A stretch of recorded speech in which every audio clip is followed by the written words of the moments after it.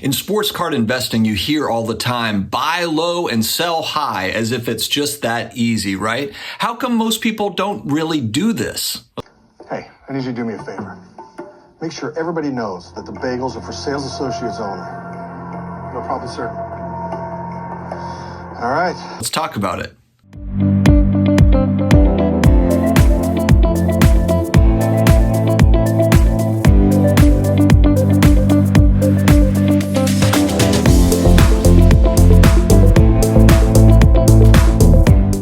Hello to all my sports card collectors, investors, all of my collectibles friends. How are we doing? It is another day. I hope that you all are doing extremely well. If you are looking for sports card collectibles, some finance content all thrown in together in one channel, hit all the buttons below, the red button, the subscribe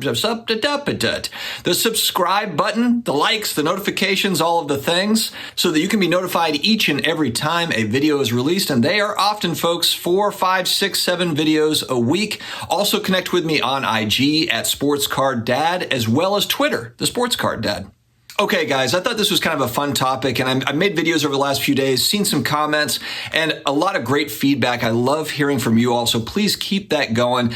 As you can see on this channel, I'm all about the investing talk, whether we're talking about collectibles or crypto or stocks, equities, or real estate, or whatever we are talking about. The personal finance genre is fun for me, and sports cards in general, obviously a huge passion. And now with some of these markets really kind of taking a hit in 2022, we're getting into the nitty gritty of kind of what direction are we going in, and I like all the discourse, so please keep that going. So buy low, sell high. Everyone's like, oh, it's just easy as buy low, sell high. Well, if it was really that easy, then everybody would be doing it. But in reality, human nature takes hold.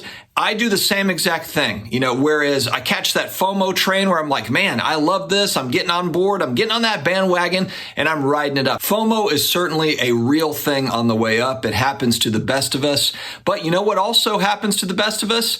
Scaredness, frightenedness, being frightened on the way down. And that's what we have seen. There was a comment I've seen a few different comments because people know that I also buy into cryptocurrencies. Not as much on the NFT side, but certainly on the crypto side, I've dabbled. I'm not some sort of crypto expert by any stretch of the imagination, but I enjoy kind of getting into some of those projects, researching it, and I bought into it. And so, people were kind of hitting me in the comments like, oh, are you buying that crypto dip, buying into crypto? And yes, I have been. I've said on the channel, dollar cost averaging is kind of my thing. What I try to do, and the one thing that I think is important, and I want to talk about in this video, for me personally, I research categories and I get locked in on what are specific categories within collectibles, what are certain cards, players, etc. that I like over a long-term horizon. No different with cryptocurrencies, no different with equities, real estate, etc. And so I really try to do a lot of research on the front end to identify categories. And so within the crypto space, I've got kind of the horses that I'm running with, and it hasn't changed. Like whether you like crypto, don't like crypto, or whatever, I like certain projects. I like the idea of what they're doing. And so I'll buy into those projects. And the one thing with this huge crypto dump here recently is most of it has been in relation to the interest rate information, the inflation info that has recently come out, and the bad news from it. And you've seen a quick turn reaction to it.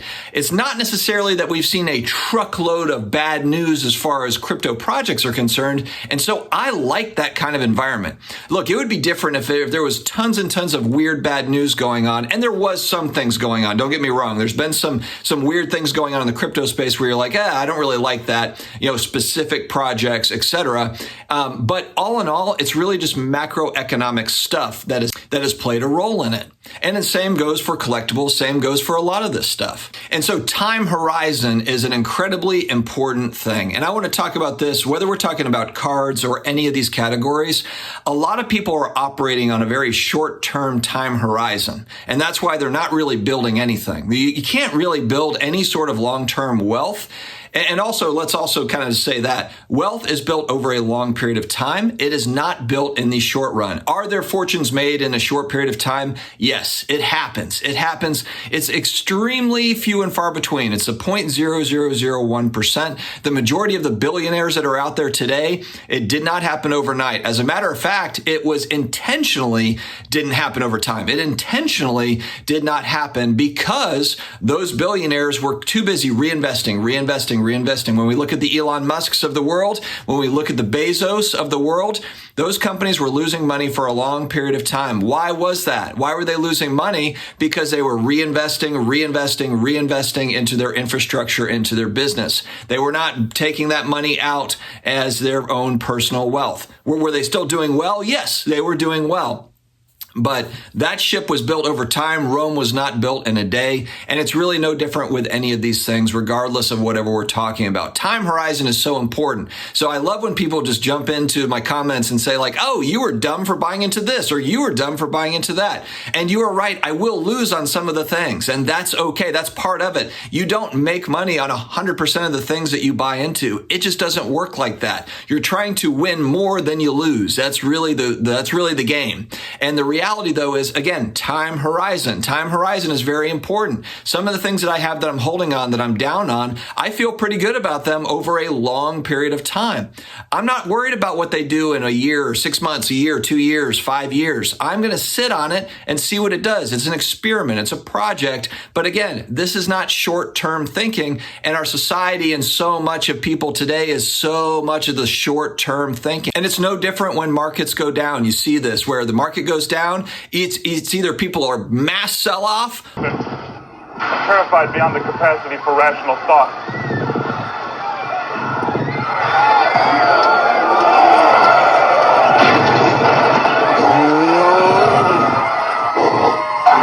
Oh no, mother hush bucket. Or they're holding and they're not getting any more of whatever that thing is. And perfectly fine. Either way, everyone gets to make their own decision on what they're going to do. But what happens in a lot of these cases? What happens? What happens in a lot of cases is you see the big down and then you see a rebound, you see it come back. That's what happens most of the time. Now, are there certain projects, certain things, certain whatever companies that never come back? Of course.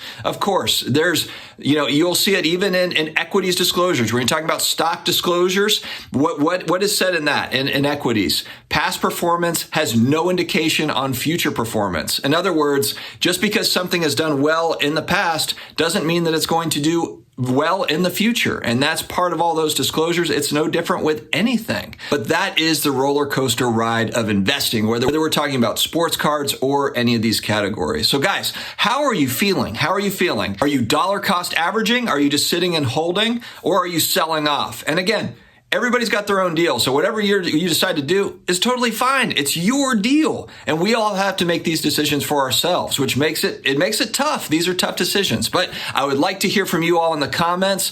Buying low? Are you selling high? Do you think it's a good buying opportunity? Do you think it's a good selling opportunity? How are you operating currently? I want to hear from you. Stay healthy. Stay awesome. I will talk to you again later.